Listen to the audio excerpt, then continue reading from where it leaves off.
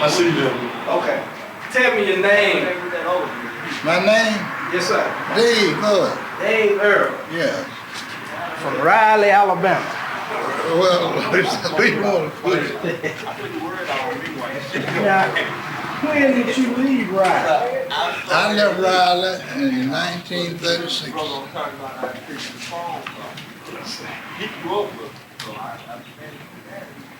See, four of us fellows from Riley organized the laundry workers. And when we was able to have 2 strikes. And during the 2 years' time, the bosses got to the people. And that was the end of the organizers. You know, you wasn't back in that time, but when you got smart, you had to move. So you had to leave Riley then? Yeah. Well, what year was you born? I was born in 1906. 1906, where about? In Meridian, Mississippi. Meridian, Mississippi. Well, when did you come to Birmingham? 1912. 1912. Well, let me see, in 1912, there wasn't no Riley School. Did you move to Yeah, Riley? there was Riley School up there. There was school up there. That building there, now that's the 5th building they built. I've known the building up there. Is that right? Yeah, that's the 5th. It was called, what they called Terrence? Terrence Grammar School. Terrence Grammar School. Yeah. And that's where you... It was named after a fellow lived right on Hickory Avenue. I forget his first name, but his last name. Henry Terrence. Yeah. Mr. Henry Terrence. Yeah. And you moved to Riley. How old were you then? I was 6 years old when I came to Riley. 6 when you came to Riley. So you started the school. I went to Riley School. That was the first school I went. Well, I was born in Meridian, Mississippi, and I went to school there about a month. But we came in October. 1912 we came to Riley, and then I went to Riley School. Yeah. Well, what you remember about moving from Meridian to Birmingham? Nothing but I had a tricycle. So you had a tricycle? See, that's all I can remember. Brought the tricycle on the train. Yeah. Oh, so y'all came on the train? Yeah. Well, did you have any relatives here before? My father was an insurance man. He worked for at that time it was a insurance company, Union Mutual Aid. That was the name of the insurance company. And the insurance company moved him from Meridian here.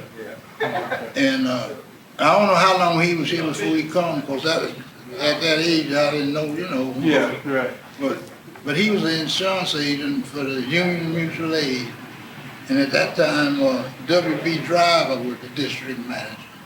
And they was in the Pythian Temple. Oh, okay. So, how many brothers and sisters did you have? I had 1 brother and 4 sisters. Were all of them younger or older than you? And I'm the second child. I got 1 sister. 1 sister older. Yeah, all the rest of them is, you know. Younger. Yeah. We all 2 years apart, except the 2 that were born in Birmingham. Well, did you accept the 2 that was born in Birmingham? Yeah, it was 2. I had a brother and a sister, and the youngest 2. 4 of us came from Meridian. Oh, okay. Well, when you came to Birmingham, there were, what, 3 of you? 4 of us. There were 4 of you? Yeah. There was 1 boy and 3 girls. Oh, okay.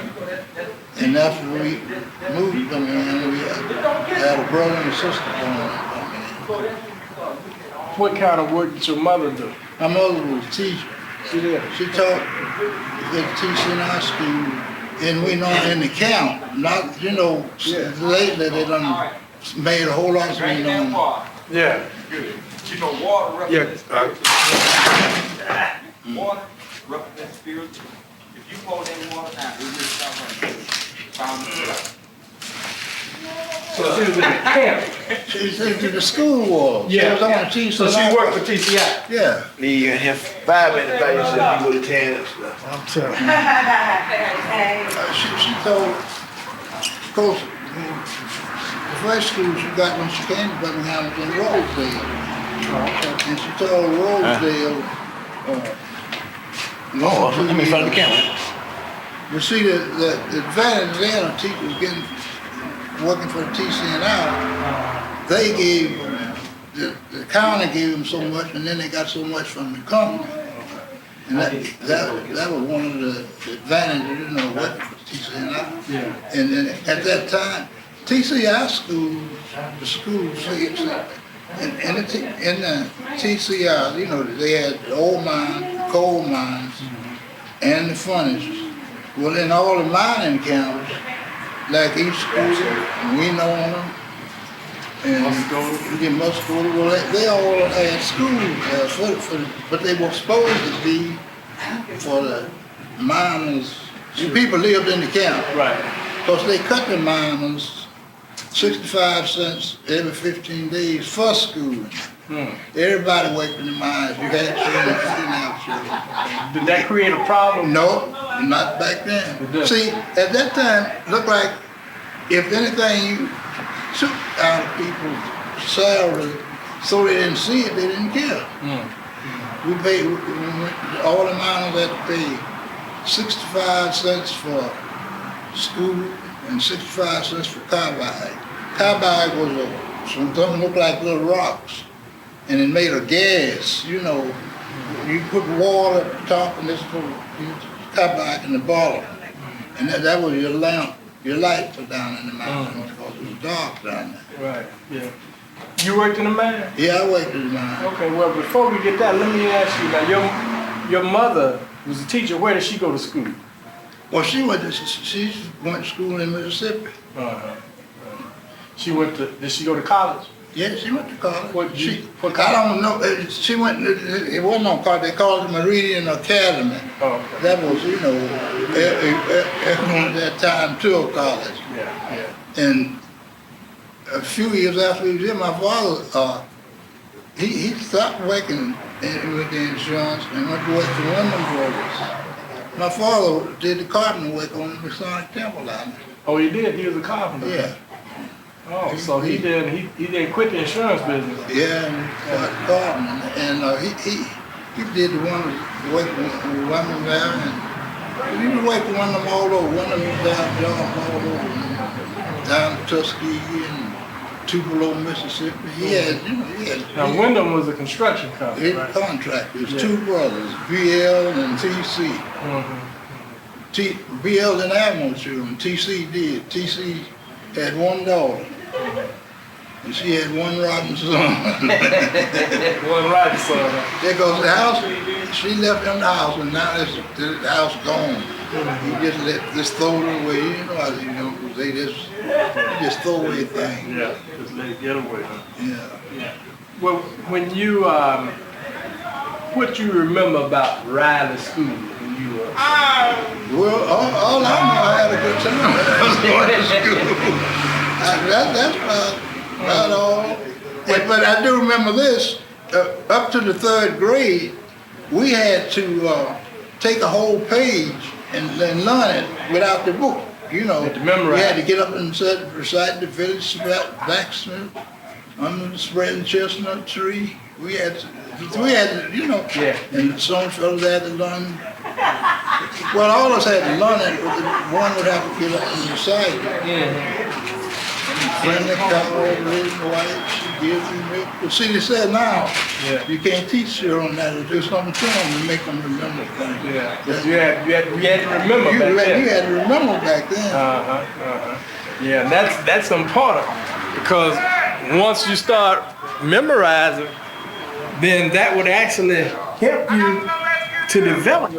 You don't understand why they don't allow it. Yes, I mean, look like to me everything going backwards. Because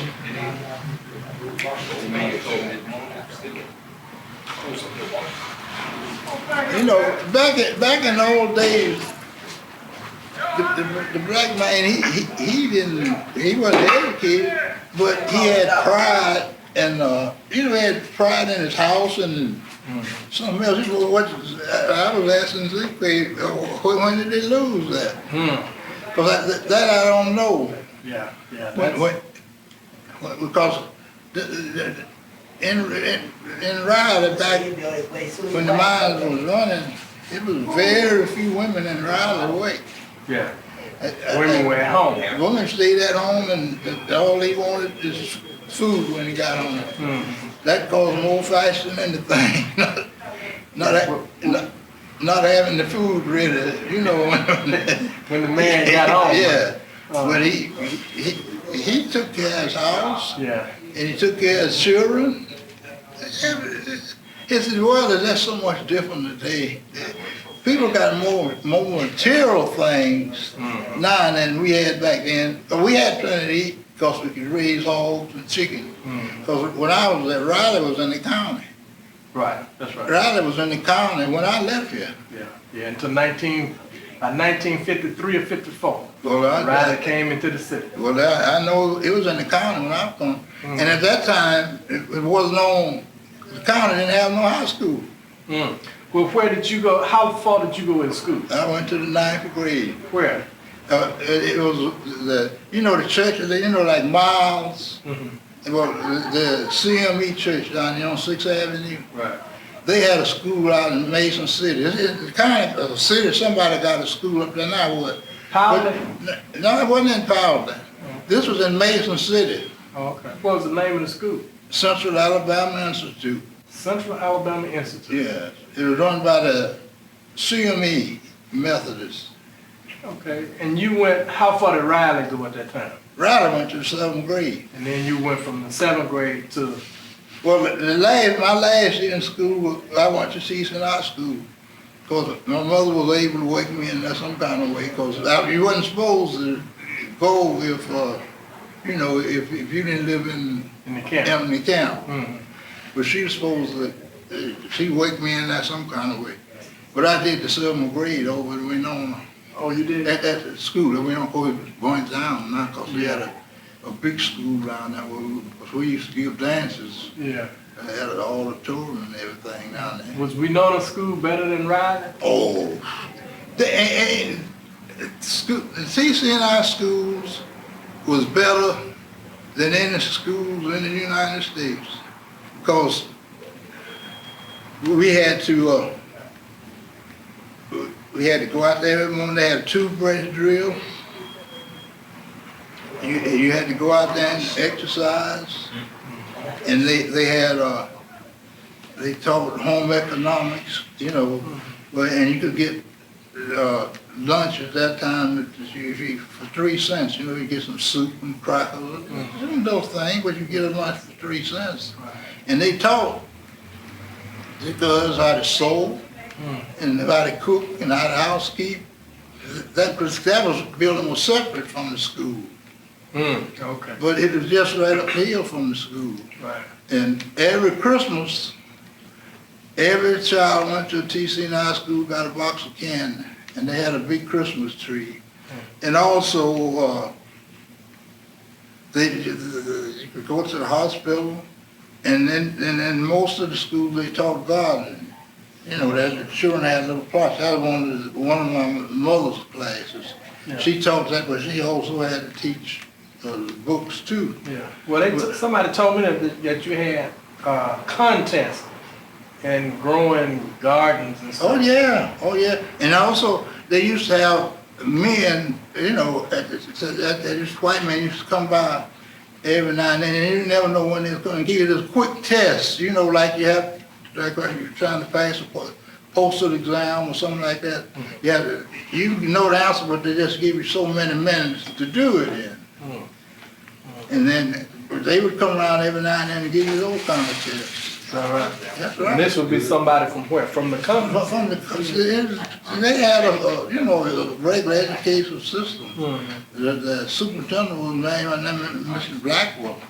He was superintendent. Was he black or white? He white. Were the teachers black or white? All black. All black. All black and black. Because see, and most of the mining camp, they had a few houses left for white people. But on Red Mountain, there was only one completely white camp. That was number 11 camp. And we know.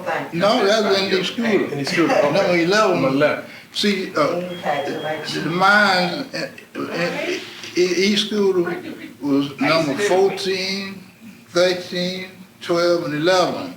And Winona was 10, 9, 8, and 7. And I don't remember the numbers down in Muscatine. And those were numbers of The mines, the mines. Yeah. Yeah, Winona was the largest of those camps. Yeah, oh yeah. But each one of them had schools. Oh yeah. They even had 2 schools going on, because they had one, what my mother taught, and then had a school down in number 7 mines. They went to the 5th grade. After they finished the 5th grade, they'd have to come up where we was. That was. Yeah. Well then, what about churches? The company had churches. They had 2 churches. Galilee.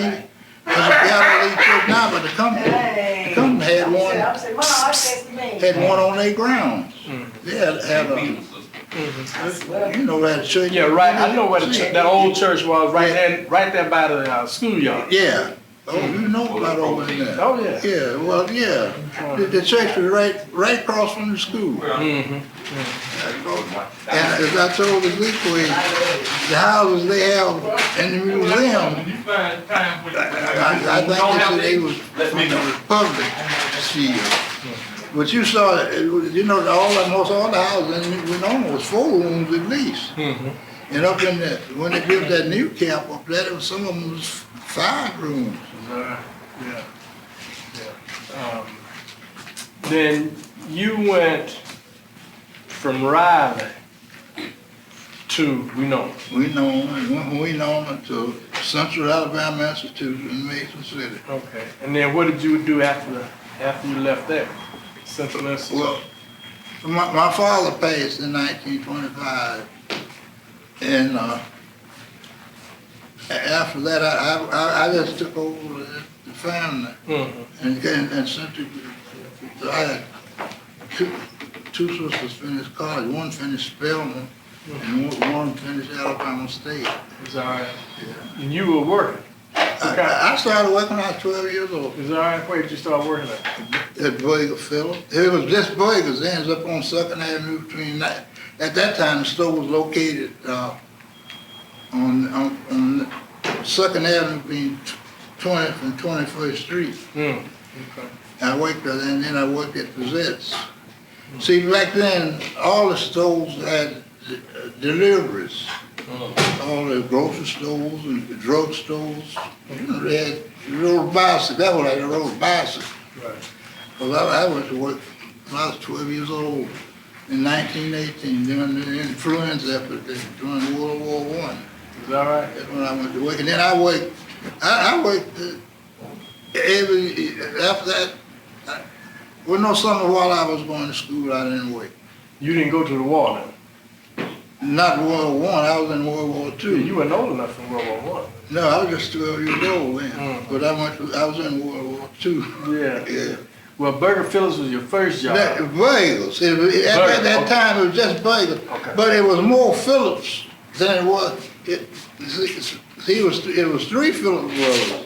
Louis Phillips and Isaac and I can't think of the other name, but it was 3 Phillips brothers and only 1 Burger. Old man Burger, he was, you know, he never married. Is that right? He never married. But you know, after I was left, they named it Burger Phillips and they moved it down. I think it was on 3rd Avenue. Yeah, it's on 2nd Avenue. It was on 3rd Avenue. Yeah, 3rd Avenue up but on originally in 1920. Because when you see the movie, when you go in the Institute, yeah. you notice you see up that first movie, you see up there Burgers. It's on the screen. Oh, okay, so that's what that is. It was just Burgers, but the time. Phillips was in there at the end. Okay, so then they changed the name later Yeah, on. they changed the name later on. Well, after you worked for Burgers, then what did you do? What was your next job? I worked at Pizette's. And then after I was doing and you're doing the same thing? Yeah, the special delivery boy, they called it. Okay. And then after Pizette's? After Pizette's, I worked at the car barn. Where?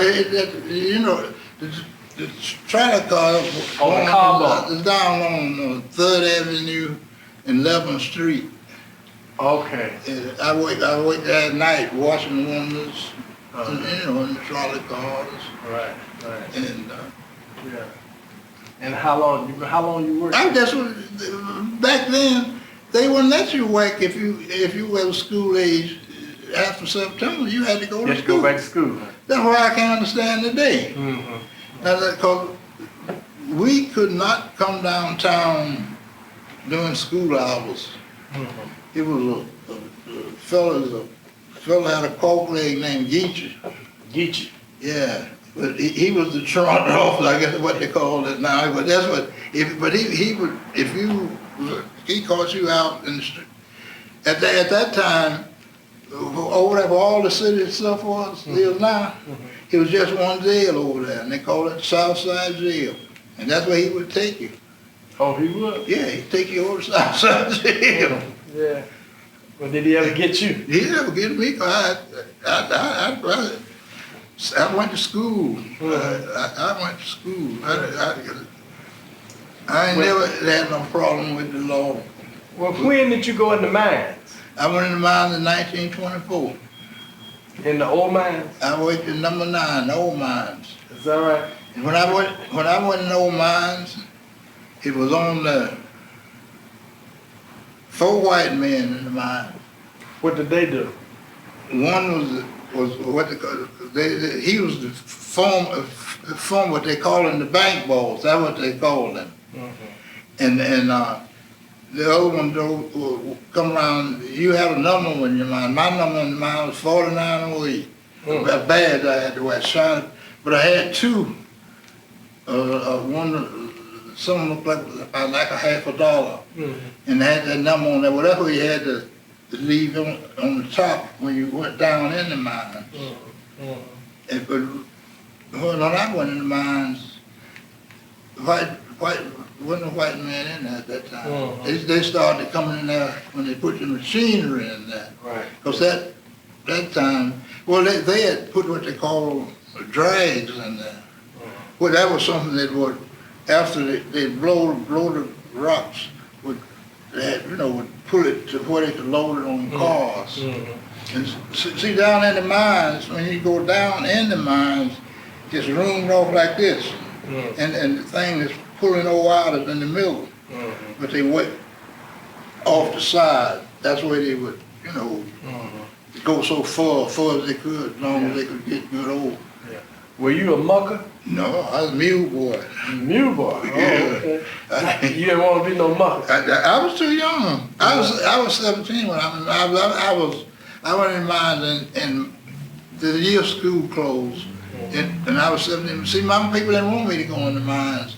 But all the other boys was, all my friends was in there. And Well, what did the mucker do? He loaded the rock, put it in the car.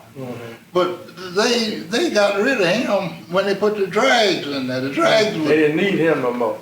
He would have to be there around the drag. The drag was like these lifts you see now, like a shovel-like thing, and it would pull the old. So they had tractors would go up. As they went back, they would lay tracks, and then the cars would go in and bring the old to where they had what they call the slope. Yeah. They had a big thing would then pull the old out. Right. Well, what was the job of the mule boy? To put in the cars up for to get up on the low door. So the mules pull the cars. No, the mule would pull the empty cars up, and the way the mines was, the way it was down there, the cars would come back by themselves. I mean, Yeah, because going down here. Yeah. Well, were those mules blind? No. Somebody told me because they've been down in the mines so long, them mules were blind. The mule wasn't blind. I ain't never seen no blind one down there. Because if they got hurt down there, you would have to bring them out. But they normally stayed down in there. They stayed down there. They had a big stall down, and they had enough for where I worked. I didn't work. Well, I worked in all of them, but I've just supposed to be working number 9. But I worked in number 10 and number 8 and 9. Like something would go wrong, and then the move was you know, Yeah. to, My granddaddy worked at number 10. yeah. Yeah. I had a friend working there. You were born there? I was born here. Yeah. Mhm. Oh, well, you've been around here all See, the he time. lived in Cairo. I know Cairo. The first girls worked for Smith and Gadsden's. The Black sisters, they lived in Cairo. Okay. Did you know any Scarboroughs No. over there? Any Huntleys? I knew some hunters over there. You knew the Huntleys? So, yes. Louis Huntley was my granddad. Yeah. Yeah, he worked in number 10. Yeah. Lived out in Cairo. Yeah.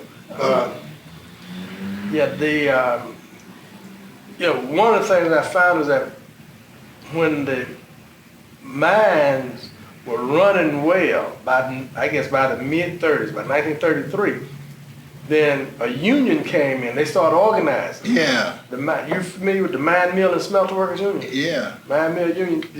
Were you ever? No, there wasn't no union over there when I was over there. We worked it was 10 hours. Yeah. What year you come out of there?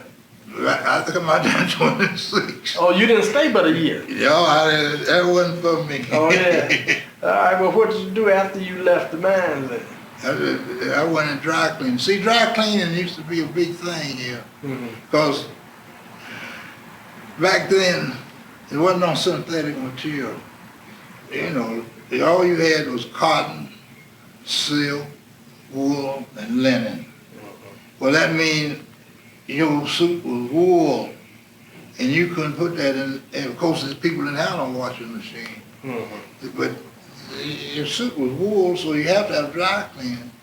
So they used to have big price wars here. It was 5 real big dry cleaners here.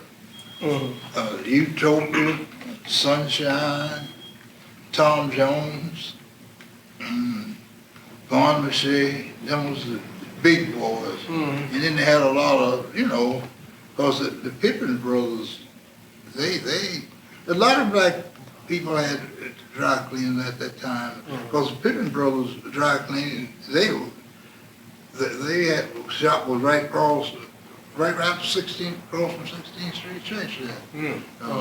Flazell and Maxwell. Maxwell's daughter married McNair, the commissioner. Oh, is that right? Yeah. Okay. Chris. See, the Pippins were they lived well because back in the old days, they didn't have no public transportation. If you've been here all your life, you know when it was Avenue F. Oh, yeah. Well, the people in Titusville didn't have no transportation. So people used to run jitneys over there. That's what the Pippins, and that's the way they made their money. that's the way they had the traveling jitneys. Oh, okay. That's what they called them, but there wasn't somebody with a car, and that's the way the people, they also had a little stove out there, what it says in Cleveland, Mason cities, and right on the line now. They still have those jitneys. Well, they had them. They had to have them then, because So they didn't have no other transportation. they didn't have no transportation. The trolleys didn't run over in that part. Well, did you work for a dry cleaning company, or did you have your own? No, I worked for. When I left here, I was working at a little small shop right down on 11th Street, 30, right down there now where 65. I see one of those pillar of 65, right where the place I used to 3rd work. Avenue North. Yeah, when I left here. Cause see, we used to do most of the trolley cars uniforms and the fireman uniform. Because every time they had a big fire, we'd have a whole lot of weight. Because that's the man I work with, that's what we catered to. Oh, yeah. But now you say you sent 2 of your sisters to college. Yeah, I mean, I helped, I didn't do it. But Yeah. I didn't work no more after my father died. Because You didn't work anymore after? I didn't go to school anymore. I started to work, just, Yeah. Because, you know, back then, a lot of the black people that thought it better to educate the girls so she wouldn't have to go and you know, work in the kitchen, white folks' kitchen. And that was that's what he did back then. There's a few, not all of them, but that was the thinking of a lot of black men at that time. Yeah. Keep the girls out of the white folks' kitchen. Yeah. Send them to school. Yeah. Now, how old were you when you left here? I was 35. So you left Birmingham. Why did you leave? I helped organize the union. Well, what union was it? The laundry workers. See, it used to be 10 big laundries here. There's domestic, and Peerless, and the Empire, and Ideal, and Imperial. You know, there's one of these wash for white people on there. And the Birmingham Linen Supply, that was considered laundry, but they mostly rented their stuff to hotels. See, back then, you didn't have no paper napkins, so all they could use was linen. Right. And then, so they, you know, they used, by having to use linen, they had to, it had to be laundry, because people didn't have washing machines and things like they got now. Well, how did you get involved with the labor organizing? Well, I always want to stick my neck out for some reason. And 4 of us from Raleigh, Philip Wilkerson, Andrew Vale, and Fred Baker, we took money out of our pocket and bought, you know, little flowers, let you know where to meet and when to meet. So at the time, the Jehovah's Witness had a hall on 16th Street and 2nd Avenue, and that's where we rented the hall for the meeting. And at that time, I wasn't working for 3 days a week, and I'd go. I didn't do it all, but we'd go in the afternoon when the people be getting off in the laundries, and you know, let them know. Well, what did the people that you were working for say about your being an organizer? Well, see, at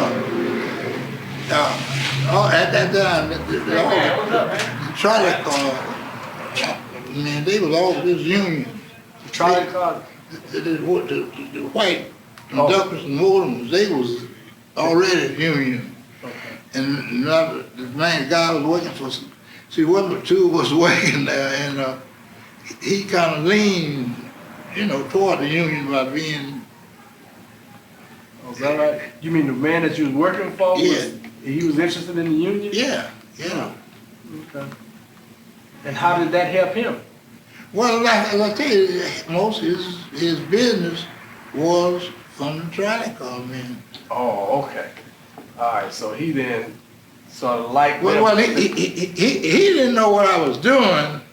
He didn't know I was doing it. I don't need kind of people who say, ask a white person or tell a white person everything I do. He didn't know I was doing it, but see, there's one fellow, the guy who worked over domestic, the fireman over domestic.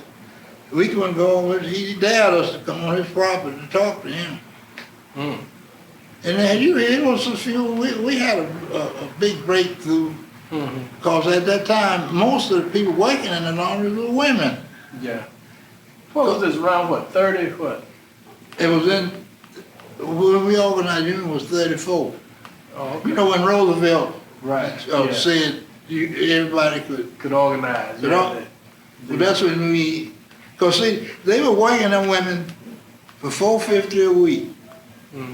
That's what their pay was, with no limit on hours. Because like Monday, Wednesday, Monday, Tuesday, Wednesday, some of them had to wait for 7, 8 o'clock. They had to wait till they got finished. But see, the first minimum wage, you know, was 16 cents an hour. That's what the first minimum wage was. And we had a hard time trying to explain to some women that it'd be better to work for 16 cents an hour, and if you had to work over 40 hours, you'd get overtime. Some of them couldn't see that. You couldn't see it. And they said the man was good to them. I don't know where you gonna. A lot of people, cause the boss had lent him some money, he was good to them. And he wasn't making nothing to start with. But the man lent him some money for payday, he good to him. So were they hard to organize then? Oh, we had a job. Some we never did get to. Like I tell you about this man, Simon at Domestic. He dared us to come to him. And so it was, we didn't ever get all of them no way, but we got enough to close the places. But this was a black union. Yeah, oh yeah. Our local was 109, and the drivers was with us. Well, you know, all of them had drivers. Well, only Stephen, he had a driver to go around and pick up. Were you able to shut them all down? We closed everything, every laundry and dry clean down in Birmingham for 2 years. Not, you know, when the contract. Yeah. But, so, you know, they got to the, you know. So then they found out that that's what you were doing. Then what happened? Well, it wasn't nothing else here for me to do. You So, know, because I was as they said back then, a smart nigga. Yeah, they blacklist you, Yeah, so you couldn't get a job. no, So it was time to go then. there wasn't nothing else for me to do. So you left here then and went where? Went to New York. Went to New York. I Why New York? A lot of Well, folks. see, at the time, it's hard for me to explain it to you what dry cleaning was back then. And if you was a presser, cleaner, you could get a job anywhere. Now that one. So were you a presser? I did it all. Oh, okay. I press and I sew and I dry clean, I spot. I mean, that's what I did for most of my life. So then when you got to New York. But when I went to New York, I was pressing 2 suits for 15 cents. The man wasn't charging the customer but a quarter. That's what it was. That's what cleaning the suit was here. Yeah. They used to have price wars here. And you get a suit cleaned for 25 cents. Yeah. Well, what was it like leaving Birmingham, small southern town, segregated, going to the big city of New York? Well, see, in 1929, the Pullman Company came down here and took a lot of fellows to New York. And they had located in New York. And see, what the group I grew up in, Raleigh, all of us was like brothers. I mean, if I had it, you had it. You know what I mean? And so, anywhere one of us was in the group I grew up with, anywhere, California, New York, and if they'd help you, you know, get, but in 29 when they come and got the Pullman poles,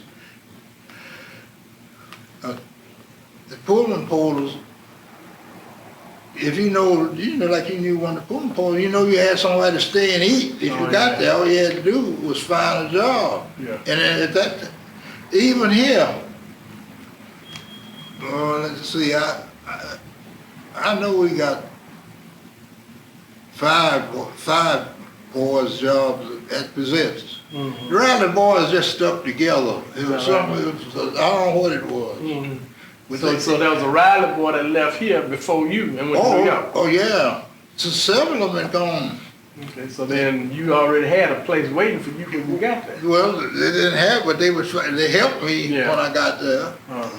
And then the boys, that's where they was. I mean, I can't understand the way people is today. So everybody was helping each other. Yeah. I can't understand the world today. Did you get married here? I know I got married in New York. You were single when you left here? Yeah. Oh, yeah. Yeah. And you married a New York girl? No, but you know where that traffic light is over there, where that firehouse on Wilson Road? Mm-hmm. Right across from the school? Yeah. Yeah. Well, my wife's parents the house was in that corner right there, right in that corner there. Is that right? Yeah. What was that last name? Smith's.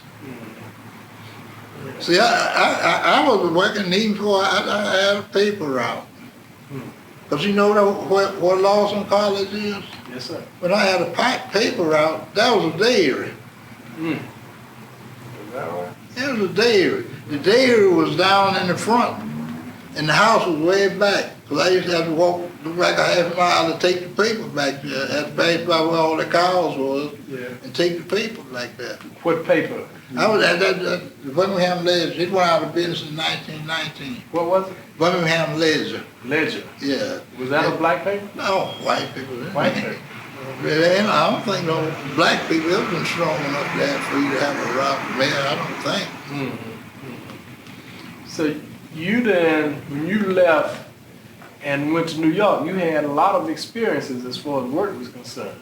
Well, yeah, every year I went to school, I was able to find some kind of job. In fact, most boys did, because all these drugstores had 2 or 3 bicycle delivery boys, and grocery stores. And when I was working at Burgers, they had 2 motorcycles and a truck for delivery. The motorcycles delivered in town, and the trucks went west one day and east one day.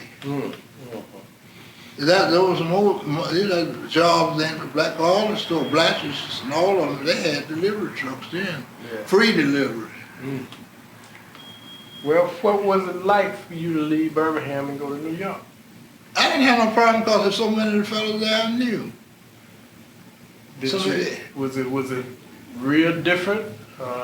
Did you have a good time? Was it easy finding a job? A presser at that time could find a job anyway. Because I didn't stay in New York City for 6 months.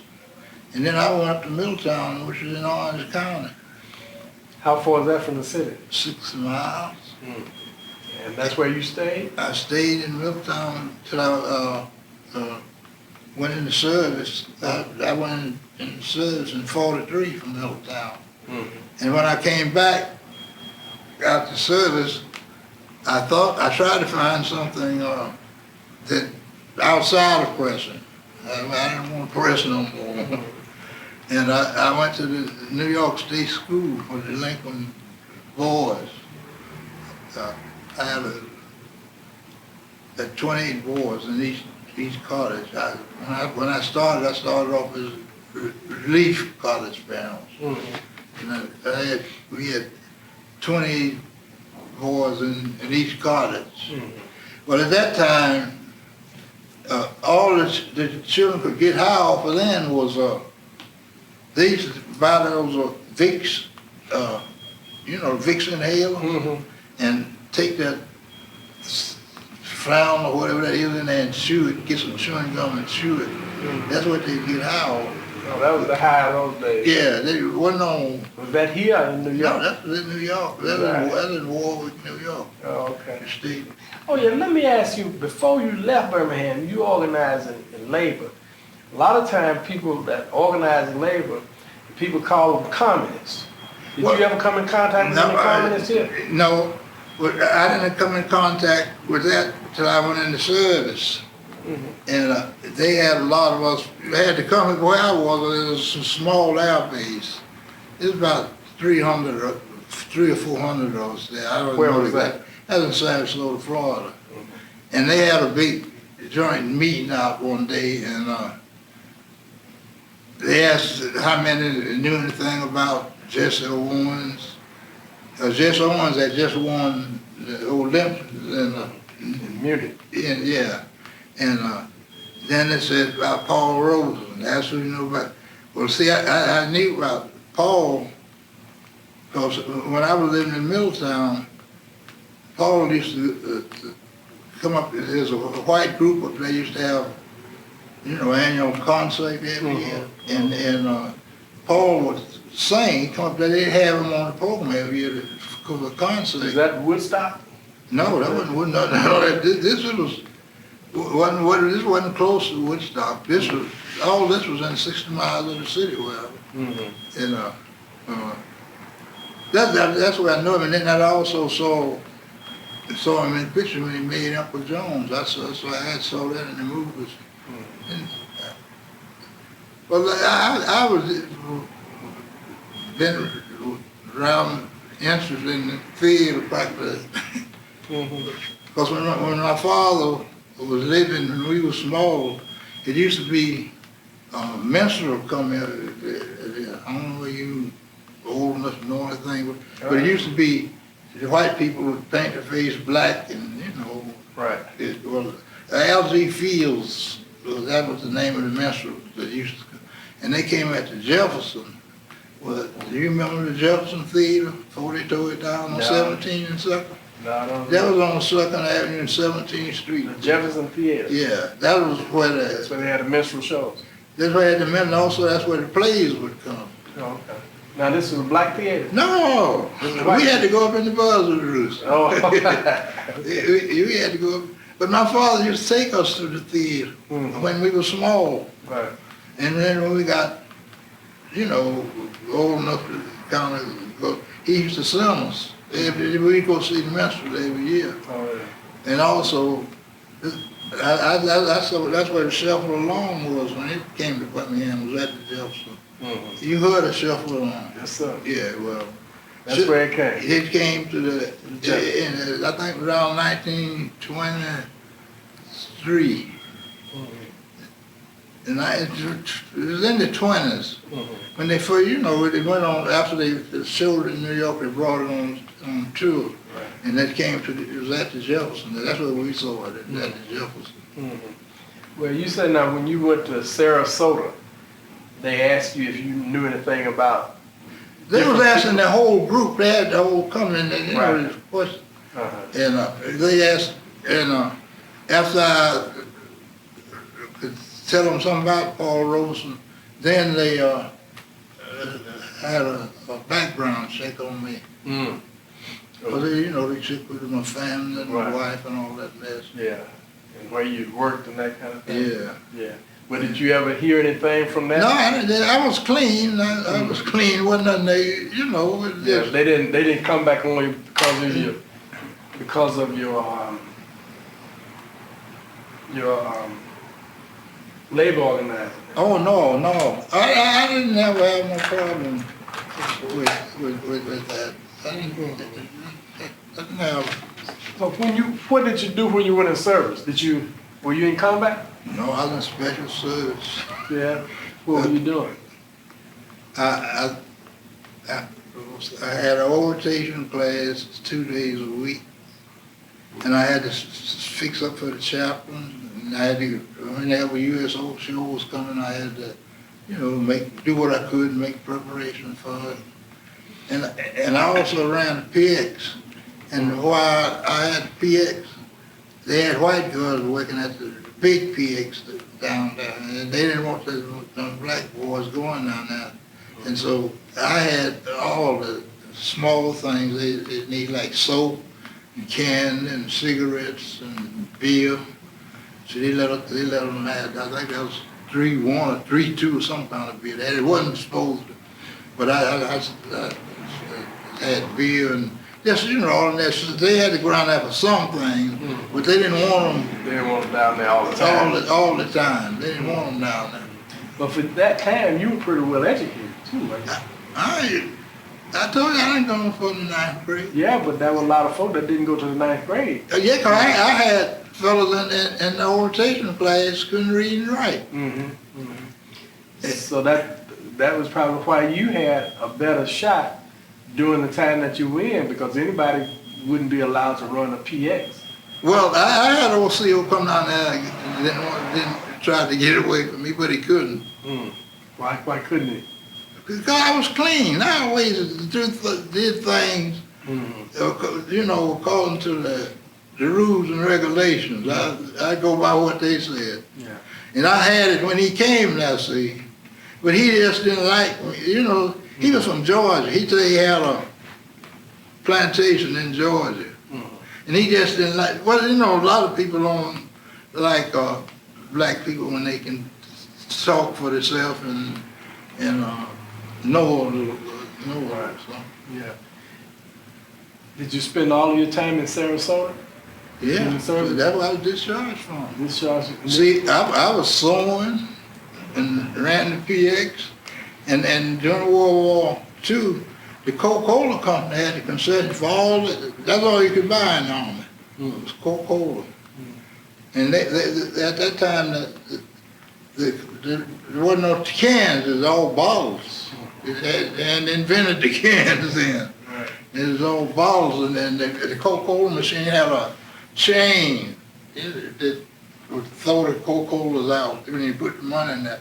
The chain would hold 104 drinks, and I had there's a place on the side there where I could put a case, so when the chain emptied, I still had some cold ones to put in there. Well, how long did you stay in service? 34 months. 34 months. And then what you do when you got out? I went to the state school. Went where? I went to the state school in Warwick. I went back to Middletown and went to the state school. And what did you take up? I suppose I had these delinquent boys. Oh, okay. So you went to work at the state school? Yeah, see, what my job was to take them where they had to go and keep them from killing each other.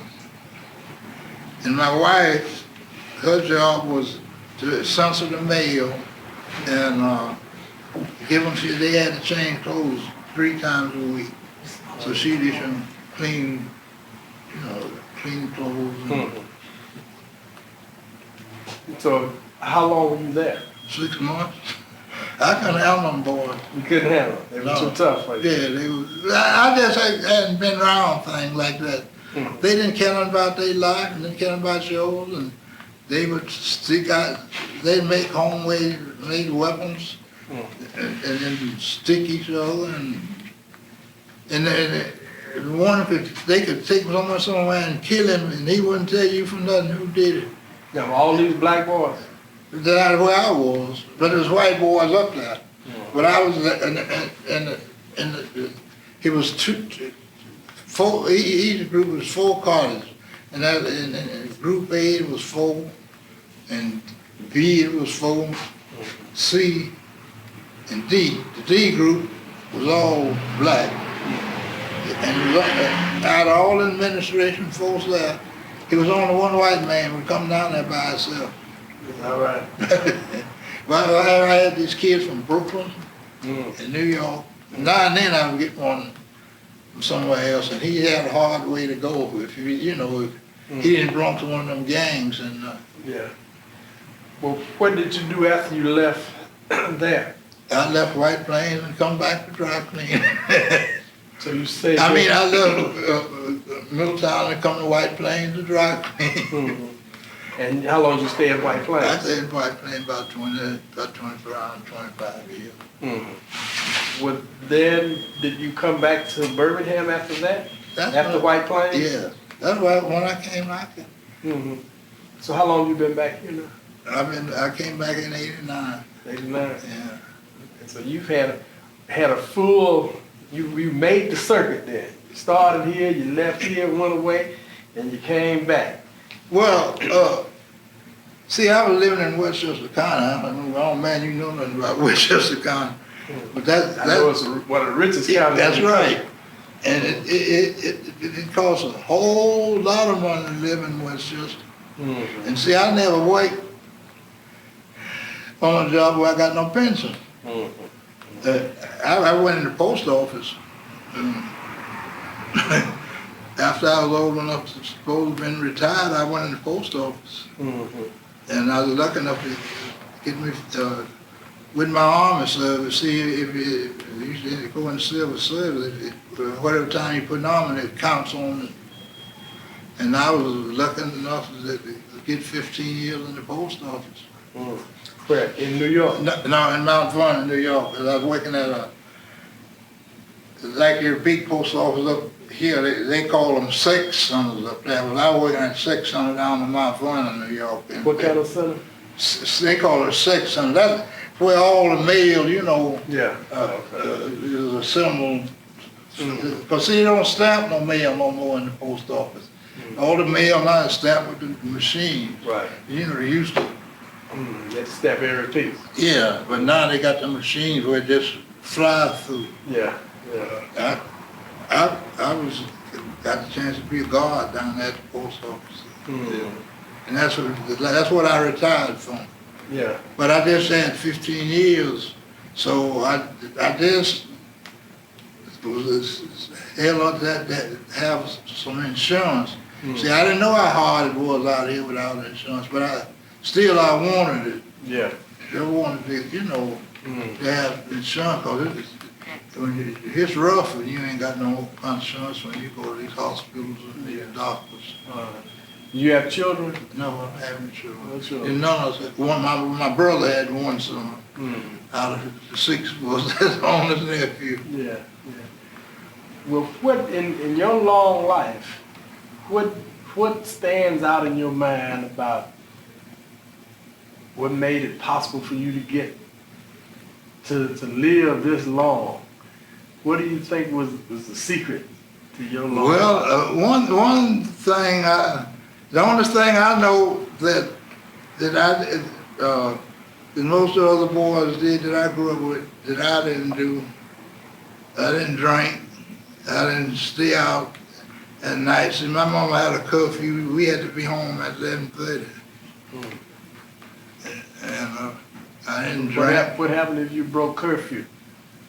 Well, we didn't ever break, but I know my father put a niece out. She come to the house after 11:30. She couldn't get in. So that was a rule that wasn't to be broken. Well, that's what I said. So much difference now, and pride that black man. Now, when my father passed, he was a Mason, and my mother didn't have to do nothing. Well, what happened to the black man? He let things like that go. It looked like to me he kept things like that up. You would think so. I wonder why do you think we let those little things that we may consider insignificant go, you know? Well, the men back then, they were just so much different in the way they thought and the way men think today. Why do you think that's the case? Well, I mean, they had pride in the house and in the family and in themselves. You don't think that's the case today? Well, all these people ain't got no pride. How did you know that people had pride then versus not having pride today? Well, the things I see. Like what? Well, I don't know how to explain it to you. But I know it was 3 families down around, 4. The family was 5 boys in the family. And they fathers didn't allow them to smoke. And they would, if you probably, people told you not to do anything, you just didn't do it then. But now they children don't tell you what to do. Yeah, you got a point there. You live in Riley now? No, I live in Tittersville now. Do you? Yeah. Oh, okay. Well, see, my mother still lives in Riley. Yeah. I'm the last one of the old original Riley. I don't know what. There's some girls out there. There's three girls out there that I came along with. Who are they? Aquila Baker. Oh yeah, I know who's Aquila. You know Aquila? Yeah. Her daughter taught me in high school. Yeah. Well, me and her husband, we worked together in the mines, and both of us come out and went president, and he's one of the ones that helped with John the Union. He was Oh, is that right? secretary. Oh, okay. Yeah, he was secretary. Mm-hmm. See, I never did know him. Yeah. No, he died early. Mm-hmm. But see, so many of them mistreated themselves. You know, Yeah. just mistreated. So he died. He died.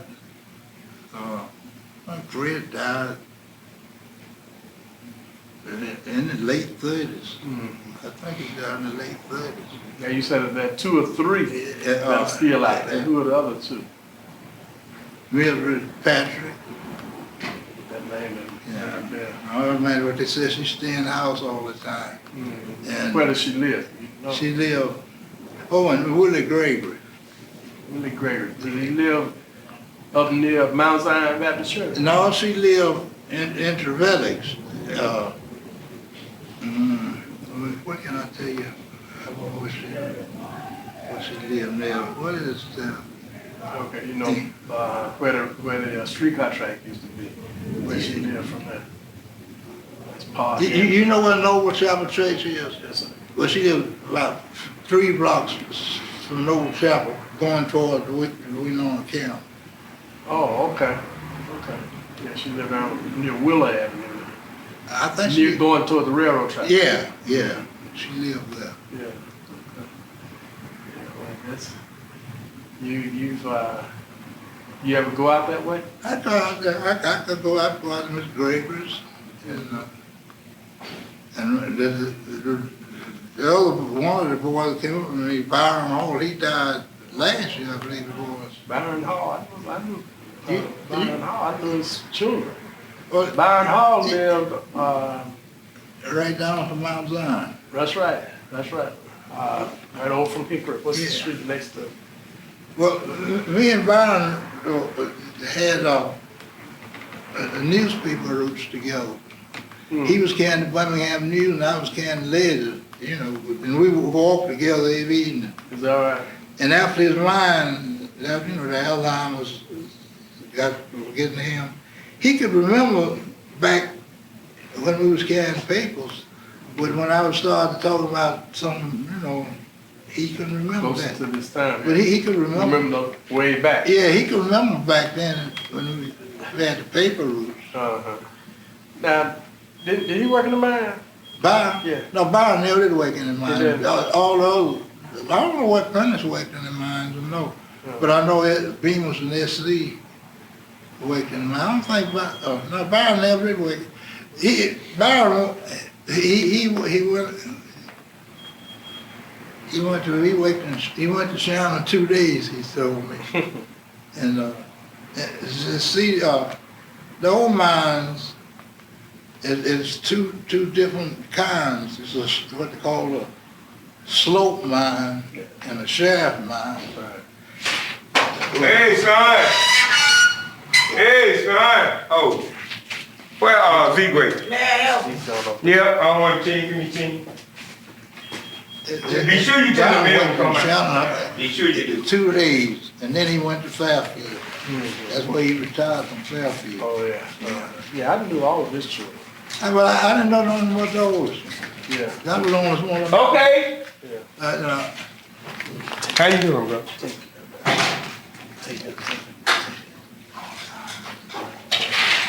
And the way I knew Hey, her, sorry. she He with me. Oh, okay. she finished school when things was kind of rough. Thank you. Oh, yeah. And she, at that time, Safety in New York was advertising concept. Oh, yeah. And she came to Westchester County, and one little town near me. And I used to take her to church every Sunday she was on. Is that right? Yeah. I used to come get her and take her to church. Yeah. That was the oldest one, what was her name? Betty. I didn't know that. That was the oldest. Is that right? And that was the only one of mine I really knew. Yeah. Did you know the Terrence What did you talking about? that lived around on, well, actually the next street over from Hickory? It was. I knew Garfield. Garfield. And, We used to call him Nit, that one with all the freckles in his face. That's right. We called him Nit, so I forget his name. Yeah. Cause see, everybody had a nickname in Riley. That's right. That's right. Well, what about Mr. Stanley over on Maple? You remember him? Yeah, I knew him. He lived right across from the church. Yeah. And the Gastons. Yeah, we used to call him High Pocket. Yeah, he's tall. Yeah, we used to call him High Pocket. Everybody in Riley had a nickname. Everybody had it. What was your nickname? I had 100 of them. I had so many I can't remember all of them. So your wife was from Riley? Yeah. I told you her parents lived Right down by Lawson. I mean, where that traffic light is. Yeah. Okay. Their house was right in that. The Smiths. Yeah. Yeah. Okay. Yeah. Yeah. Those. You know about that place? Huh? I said you know all about it. I know that, and I know Birmingham. Mm-hmm. Cause see, a lot of people told me how to get lost, but I told you I worked at Burgers 2 years. I worked at delivering. Mm-hmm. So you had to know the city. I had to know the city. Cause when I went to the stores, the people at the burger folks, they still had mules. They had trucks, they had mules. And one Christmas Eve, the motorcycle broke down. And I had to go get the mule and deliver the package on the north side at night. And they didn't have no flashlights then, you had a lantern. You ever seen a lantern, you know what a kerosene lantern is? Oh yeah. Well, that's what I had in the wagon for life.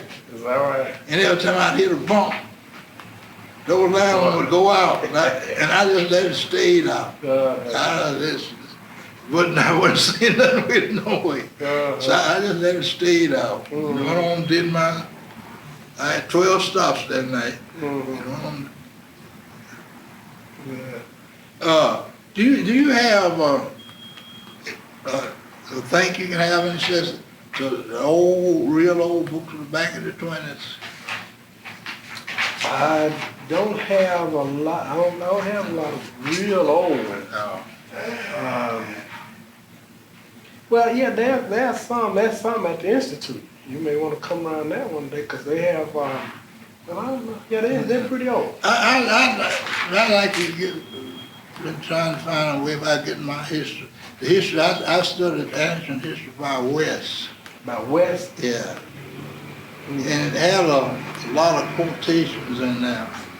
And the one I can remember best, and of course this was during the time of the Persian Empire.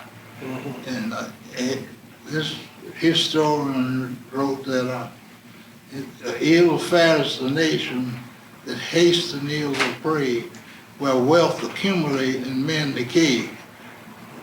And it had a lot of different quotations all through it like that. Right.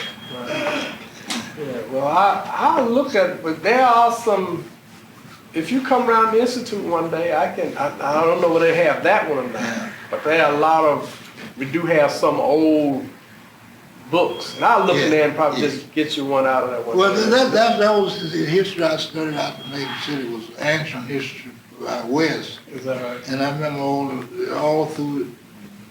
But that's the only one I can really remember. Yeah. Because that's the way I think the country is today. You know, wealth, most people got wealth, but they can't. Right, yeah.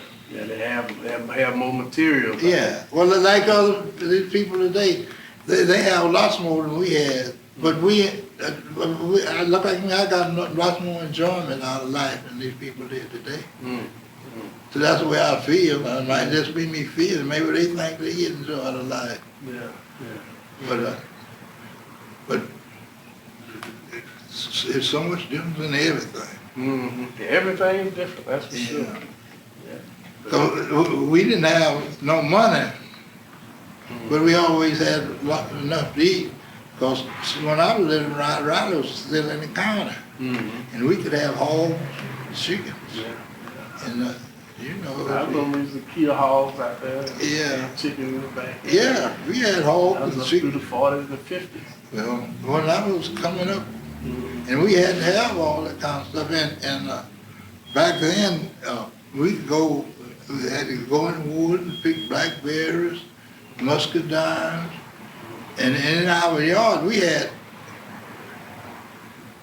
peach, from May to September, got ripe from May to September, we had plums and pears. See, we used to get a lot of, by my mother's teaching gardening, she used to get a lot of samples from different places. And Well, what kind of recreation did you have out there in Riley? when we was coming up, see, when I come up, baseball was the thing. Baseball was everywhere. Everybody, see, we normally had a team, and Civico had a team. Baseball was the big thing back then. Because all these plants, Civico and Stockton, Jupiter Galton, Pipe Shop and Besmar, they all know everything. Did you play? No, I tried to play, but I couldn't. So I just wasn't cut out. My father, he tried to make a baseball player out of me. He'd give me the things, but I just wasn't cut out for baseball. Well, did they have baseball in the schoolyard at that time? Yeah, we used to play. And we know at Riley, we used to put down there on that ditch. Had a baseball team in Riley?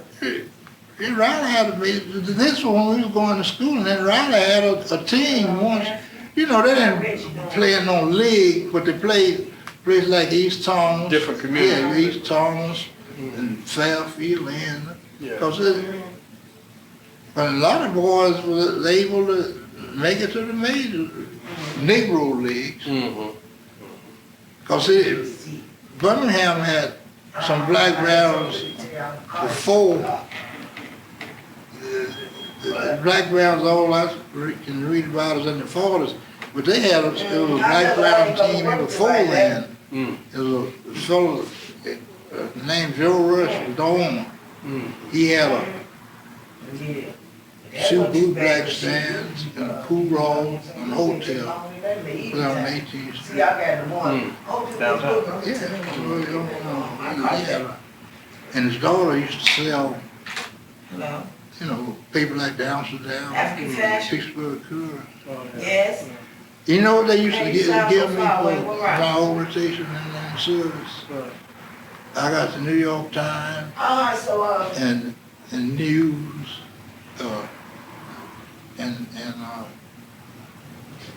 So what? Time, News and Time, and the New York Times newspaper, and I got the Norfolk Journal. That was a black paper. That's what they gave me for. That's what I had to study for my classes. Oh yeah. Yeah. Oh, that's what you orientated you guys with. Yeah. So that's what you read every day. I mean, they would send me that every week. Donna would give me that every week to prepare me for. Because we had a sheet just like this, a sheet, and they would, excuse me, they would give us the sheet down there, and we had to study that sheet 2 days before we could go before the men with it. Is that right? So I asked the officer, it was the fellow that was the head of it, he was a historian, and when he came into service, he had finished Japanese history, but he hadn't got no further than the Civil War with black history. And that was what he was. I guess going to be history was his. That was his area. Yeah. For that particular point. But when he came into the service, he just finished Japanese, and he said he hadn't got no further than black history than the Civil War. And he used to tell people about how honorable the Japanese was. Letting them know the Japanese wasn't crazy. Yeah. And he used to tell them that the Japanese engineer brought his train in the station 3 minutes late, he killed himself. But, you know, Yeah, he's disappointed Yeah. in not being able to fulfill what he wanted to do by That's being on time. And yeah. timelessness was important to him. Now, it was, in the old days, there used to be a blind black fellow there. Monroe Kennedy used to bring bands here like Duke Ellington and Cab Calloway. Bring him here to Birmingham. He'd bring them in, and they had, at that time, the Masonic Temple was, you know, was in its glory. Right. Yeah. And then they'd bring them in to the Masonic Temple. You did organizing and labor here in Birmingham. Did you do any organizing in New York? No, I didn't ever work, after I went to New York, I didn't ever work with no group of people, until I went in the post office. Oh, is that right? I didn't ever work, most places just be 3 or 4 of us. And the Italians had all the unions in New York, so the service union and the Taylor, they even had up to West Point. Cause I took a test. See, I can't make no clothes, but I can repair them. I can, you know, put in pockets and you know, to do alterations on them. Right. I didn't ever get for enough to be, to know how to design them and cut them, but I can work on them after. But I put an application in up to West Point, and I went over there and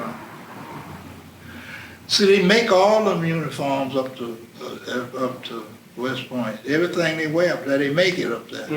And they got I went after, and I guess they didn't know I was black, but anyway, they called themselves giving me a trial. I have to go to the restroom. Oh, okay.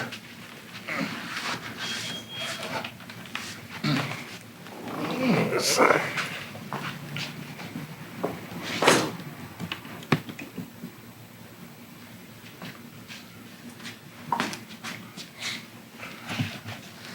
You know where it is? Yeah, I know where it is.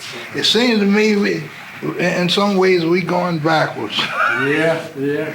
Because back in the old days, said we had this class system. It's where you work. Like, you know, like if your father worked for the railroad, I'm dirt under your feet. And at one time it was 2 barber shops here. White men, black men cut on the white man there. One was on First Avenue between 19th and 20th, and one was on 19th Street there, and then 4th Avenue, right. At that time, the city hall was there. So they cut only white. Only white. And they children look down on you in the scum. Oh, is that right? Yeah. The barber's children. Yeah. Why did they were in the upper class? Yeah. And the railroad man, you know, there used to be a lot of men right here working on the railroads because, you know, the Southern had that big shop out there on Fender, and L&N had that big shop at Boys. Now, the first, thing about any kind of segregation that I can remember having here was the L&N Railroad. They used to have I don't know what kind of train they call them. But anyway, they was special, and it was mostly Pullmans. The whole train was Pullman. And L&N had a train at that time called the Hummingbird. I remember the Hummingbird. Well, it was a fellow living out there on 4th Avenue named Buster Steele. He was the senior fireman on the L&N, but you know, they never would let the black firemen get in the union. They would have some knowledge, but not through the union. They couldn't join the union. You couldn't join the union. And when they put some kind of automatic cold thing on the Hummingbird. They took him off, and he took the code. I don't know what the Supreme Code was, what kind of code, but anyway, he took the case, code and won. Oh, he did win. He did win. What was his name? Best of Steel. Best of Steel. He lived on the south side? No, he lived down on Fourth Avenue North. Yeah, 4th Avenue down in there. He was a fireman, and his father was they had I guess you'd call it a switch engine, the one that used to make up the trains in the yard. Oh, so his father worked for the railroad. His father worked up at the L&N. What year was this? This must have been around 1929. Mm-hmm. Yeah, let's see, when I went there, I went to man Stevens. Yeah, I left the White Swan, I went to man Stevens in 29. Mm-hmm. So but that was the upper crust though? Yeah. I mean, that's the way the children. That's where they looked at. Yeah. So then the children who parents worked in the mills and the mines. They was low class. They were low class. Yeah. Mm. If you read for the railroad, and there's a place like that barber shop, and what else was a high? Oh man. Were that teachers and preachers? Were they? Yeah, there was, teachers and preachers was, because at that time, there was a few office buildings, like the doctors, all the black doctors had an office in the Pythian Temple and the Masonic Temple. Because that's my wife, she worked for Dr. Brown and Dr. Taggart. Dr. Brown was a medical doctor, and Dr. Taggart was a dentist. He was in the Pythian Temple, Dr. Brown was in the Masonic Temple. Dr. Brown was in the Pythian Temple. Him and Dr. Anderson was a dentist. He worked for both of them. They had the office together. Was the Penny Savings Bank still around there? No, the Penny Savings Bank went down, I think, around 1915 or 16. It went down early. I was small. Yeah. So there wasn't a black bank here then? You mean when it went down? After it went down? Oh, no, not till Gaston. Not till Gaston got his bank. Yeah. What do you remember about the civil rights movement era? Nothing. Nothing. Because I wasn't here. Well, how did you see that from up there? Did you ever think about coming back? Well, as I tell you, it looked like to me, some things was I don't know how to say, but in Riley, coming up, we operated with white children. When I was young enough to play, we used to play with them because the people didn't want us to do it. They used to call them in from us, but the children didn't have nobody else to play with, so they played with us. Because they were sort of isolated, wasn't they? Yeah. There wasn't but one or two families out there. Yeah, they're down on the corner right there at the trolley track. It was white family, some kind of foreign family. I don't know what they were, but they were white. But they used to would just be like us, the girls and they even went to the black churches, and the Ku Klux Klan come out there and kept beating them. They went to the black churches? Yeah. The Klan? No, the families would go, but the Klan ran them away from out there. Ran them out of the community? Yeah. They couldn't stay there? No. They didn't go to school then? No, they didn't go to school, but they would go to church, and the children would play with us. Well, I played, because I know we used to make them boys go in the store and steal us can, because we had wagons. We used to take 2 wheelbarrow wheels and 2 baby buggy wheels and make a wagon. Take a piece of 2x4 and make a wagon. And we used to drive down the hill, and we used to make them steal candy for not allowed to pay for We used our wagon. Some days, what? Yeah. Yeah. So, so the civil rights movement sort of passed you by because you were not here. No, I wasn't here. After the last thing I did here in a kind of relation like that was when we organized the unions. You know, like organized the laundry and dry cleaners. Yeah. Why did you decide to come back to Birmingham? Well, I told you, I don't have no pension to live in Westchester County. Oh, okay. Westchester County is expensive to live in. Yeah. So See, cause when I was in Westchester County, I'm just living about 2 miles from Cal. And I live about a mile from Mom's Mabel when she was living. did you know any of them personally? No, the only somebody Cal was, I went to fairs, you know, where the different fairs they would have, but I didn't know in person. Only as a professional person I knew was W.C. Hanley. You did know him. If W.C. Hanley was in my brother-in-law's family some kind of way. Now, was he born in Alabama? Born in Florence. In Florence, Alabama. And that's one thing I can understand today. W.C. Hanley, his family still getting royalties from the St. Louis Blues.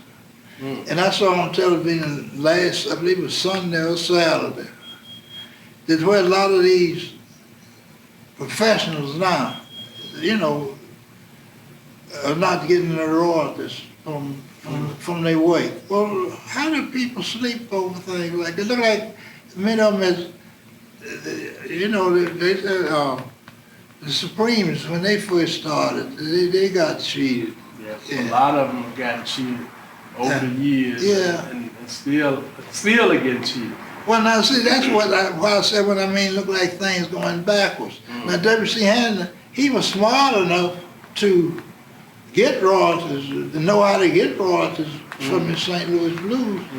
Yeah, I don't know what the difference of that would be because you're right. If he's still getting royalties from that, and there are a lot of folk that came a lot later than he did. Well, this program had so many of them. Now they're trying to get something. But you know, he was a fella here named Willie Shields. He lived out in Powder. And the man had a brain almost good as Einstein. But he had so much faith in white people wouldn't do him no harm. Now, in the old days, they used to, before plastic was invented, they put paper bags over clothes. And in the paper bag, they had to pull it up on a pulley and then pull it down on the suit. Well, he invented a sacker, and one of the cleaners here, one of the big cleaners. You remember which one it was? It was Peerless? no. Was it Cliff Ellis? Let me see, was it Cliff? I think that was Cliff Ellis. But anyway, the first one he invented, this guy gave him $3,500 for the patent. Well, now if he gave him $3,500 for it, what he made off? That's a good question. So he invented the bag? No, the machine for using the bag. See, they pull the bag up and then pull it down over the suit. Yeah. And he invented this. Willie Shields. Shields. S-H-I-E-L-D-S. He lived in Powder. He lived in Powder. I think that's Brookhaven Avenue, I think he lived on. But I used to go to his house a lot. Is he still living? Oh no, because he was older than I was. He was Shields. And every big dry cleaning plant here, he installed it. He was that smart. He installed it. He invented it. He No, installed it. he know how to, connect all these different pipes up. But he also was he invented a lot of things. He lived good, but he had enough of patents and ideas to have been a rich man, but he gave them away, because I tell you, one of the machines, this one of the cleaners there gave him $3,500 for the patent. And when I left here, he had invented some kind of thing. He used a sewing machine motor, and it was a new kind of a different improvement over the other one. And when I left, he had let 3 cleaners have it. Allison Investment, that's still down there. Allison Investment, and one of the guys out on when they had Avenue Z then. He let, I don't know, I forgot who had the other one, but I cussed him out. But he let them have it before he got the patent on it. And I told him, I said, somebody else can come down and, get a patent on the thing before he started letting people have it. Right. But he didn't really care. He just was a man that just thought white folks wouldn't do him no harm. Wasn't a businessman. No. But he was also a magician.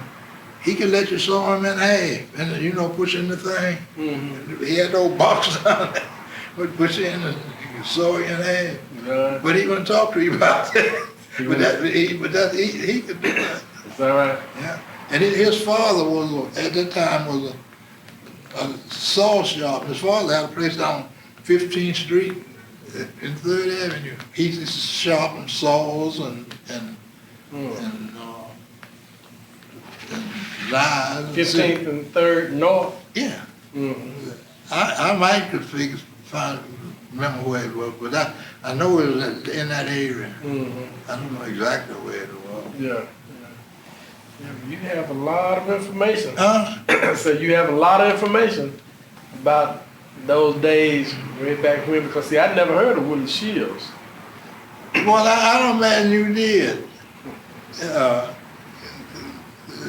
It's there's like so many people don't know, but in the old mines, the blacks did all the work practically in the mine. They did the drilling, and all the foremen was practically black. Did you know Mr. Myatt? Willie Myatt? Yeah. I know Willie Myatt. His wife was a classmate of mine. His wife, Lucille, we was in over we known together. Is that right? Yeah. Oh, okay. Yeah, now he was a foreman, wasn't he? Yeah, all the foremen in the mine was black. Yeah, he was a foreman. Guy Rowe, Oswald Billings, not the lawyer, his father. His father. Oh, he was in the mine. Yeah, Oswald Senior, he was a big man over in number 8. Yeah. Yeah, I didn't know that. I didn't know Oswald's father. I knew his father. I knew his father's father was a foreman over. But when I went in the mines, there was 2 white foremen in there. All the rest of them was black. Morris Higley. When I first went in the mines, each mine foreman after got in the mines, he had a 6-man crew. He had 6 men work under him. He had the mule boy, and then he had the drag runner, and he had 2. What you say? If it had been handed, they would have been the muckers. But all they had to do was go up and see that the drag, made the right connections. But that's all. But all the farmers was and the other mine, like the Woodard mine and Sloss mine, they had black contractors. They would, the company would give them so much money, and they'd have to buy the powder and other supplies and pay the men, and what was left was theirs. Well, several. Now, Willie Miles' father-in-law, he was a big man down the Sloss. The Sloss is down almost to Belgium. Sloss had 2 mines down there. See, it's the 19 old mines over there. And 19. 19. And the Republic had Spalding, and then East Scooter, and then Clinton mine. That wasn't nothing. And then Woodward had Songo. What about Raymond? Raymond, well, I'm getting on down to Raymond.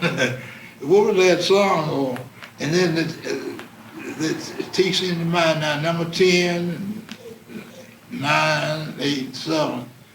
And then Woodward's had, in between Muskota, Woodward's had 3 mines down to Woodward, and then the Sloss had one down. Sloss had 2 before you got to Muskota. And then you got to Muskota, and then Raymond. Raymond was after Muskota. You know. Huh? You know 'em. Like my tape has run out. You done talk my tape off. Oh, yeah. So, but that, we had to get together again, and what I'm gonna do is try to get this all transcribed and let you see it. But I've got a manuscript that I've been writing on the old mines that I'm gonna let you read. Yeah.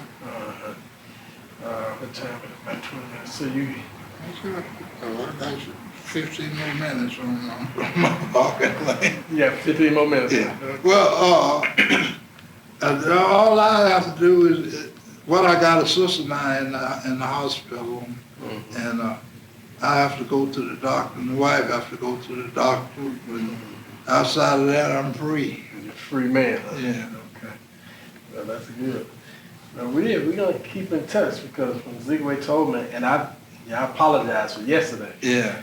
It just totally slipped my mind. Yeah. You know? And I went down to Montgomery and down to Tuskegee. And then when he called and left a message for me.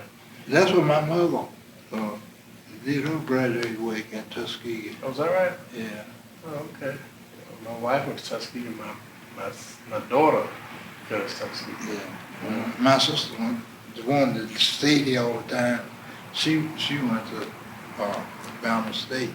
And then she went to the University of Pittsburgh for special ed. Oh, is that right? Yeah. Yeah, I finished at University of Pittsburgh. Well, that's what that, I guess that's the same way. That's where she went for her graduate way. Yeah. And she taught at counseling about close to 40 years. Is that right? She the only one of us didn't leave. Didn't she stayed there? Yeah, she stayed here. I had one sister put in 38 years at the Pentagon. It's not all, it wasn't all at the Pentagon, but after they built the Pentagon, that's what she did most of the time. And then I had one. Was she in the military? No, she was some kind of clerk or something. That's one I lost last year before last night. And I had one that she did about 20 some odd years in the Navy, Navy Department. But she came out when she started getting these people that want to pay and don't want to do nothing for it. She was a supervisor. And they, you know, it was just too much.